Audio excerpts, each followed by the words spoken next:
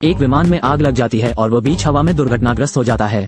सभी 126 यात्रियों की मौत हो गई थी और मेरे सामने आदमी होटल छूट संदेश के कारण बस फ्लाइट छूट गई। पीट फ्रंट डेस्क पर आया।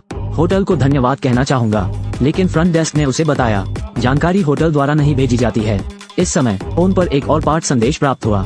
यदि आप अमीर बनना चाहते हैं तो बहुत कुछ खरीदें, कंपनी का स्टॉक। पीट ने सोचा कि यह स्पैम था और परवाह नहीं की, लेकिन जब वो अपना सामान पैक करने के लिए वापस अपने कमरे में गया, लेकिन मैंने उस कंपनी के शेयर की कीमत को टीवी पर आसमान छूते देखा। तभी पीट को एहसास हुआ मैंने अमीर बनने का एक मौका गंवा दिया। जल्द ही एक और पाठ संदेश प्राप्त हुआ। पीट ने कैसीनो के निर्देशों का पालन किया। फिर स्लॉट मशीन पर जाएं, धोखे से बटन दबा दिया। बस एक बटन दबाओ, आप आसानी से 100,000 यूरो कमा सकते हैं। इसने पीट को उत्साहित कर दिया। हालांकि फोन पर रिमाइंडर अभी खत्म नहीं हुआ है। वो सभी जीत को स्थानांतरित करने के निर्देशों का पालन करता है। चिप्स में परिवर्तित करें। फिर टेबल पर आ गए।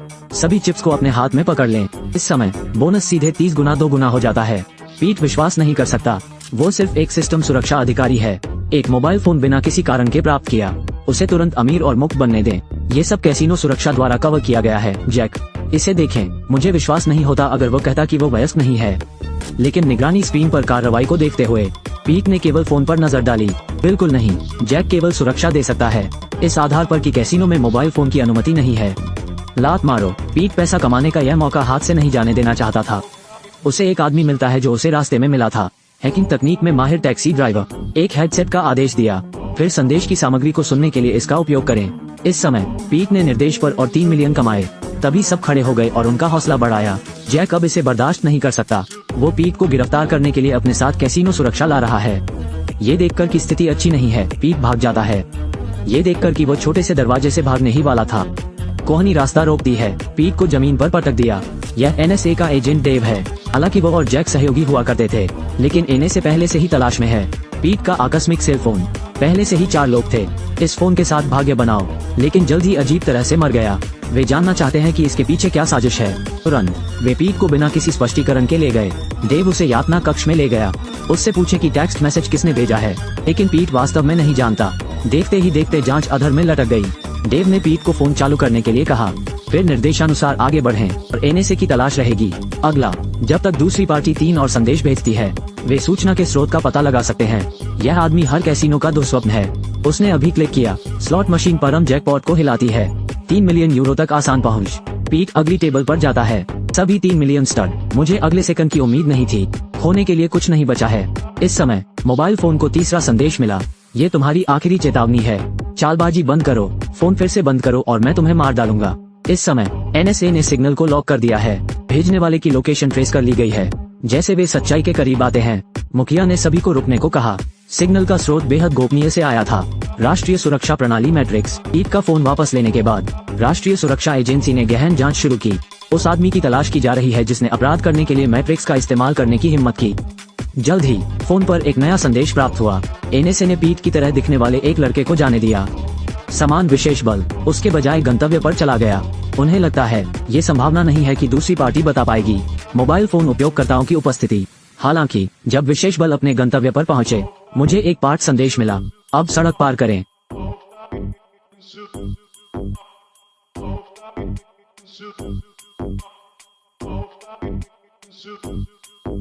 एक ही समय में घर में नजरबंद पीट एक हत्यारे ने हमला भी किया था। सौभाग्य से जैक समय पर आ गया। सभी हत्यारों को मार डाला। कैसीनो को नुकसान न होने देने के लिए दोनों मास्को पहुंचे। मदद के लिए उस हैकर के पास जाएं।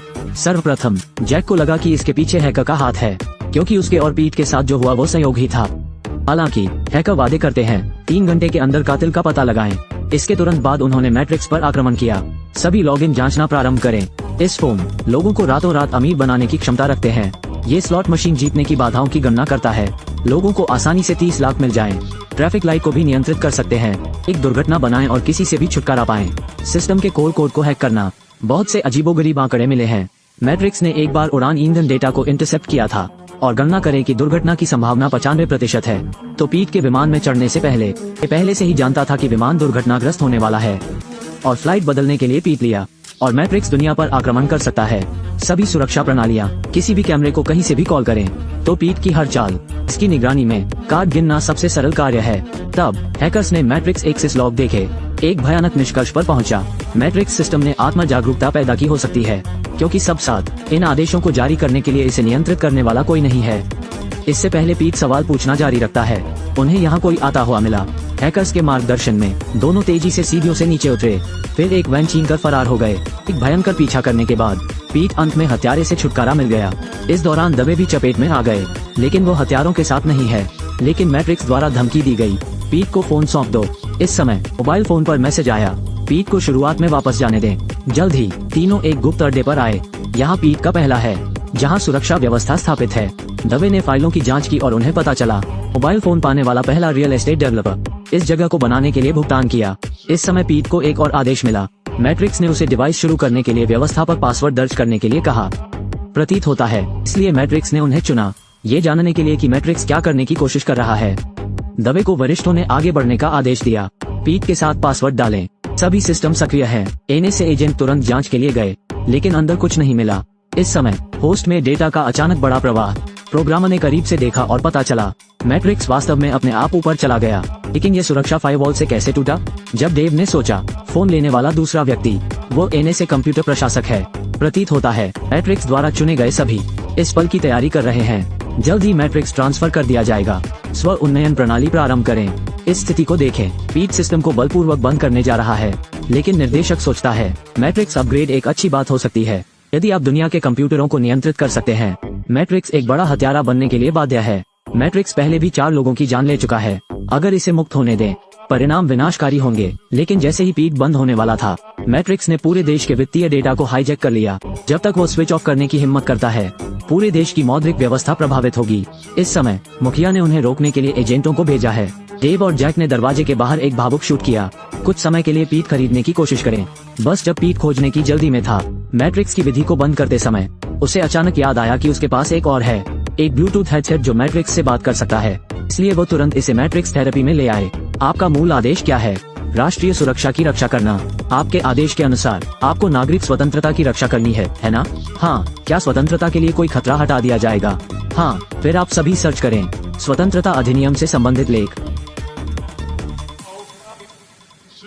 जल्द ही मैट्रिक्स अपने स्वयं के व्यवहार की खोज करता है, बुनियादी निर्देशों के विपरीत। इसलिए अपग्रेड अपने आप रुक जाता है।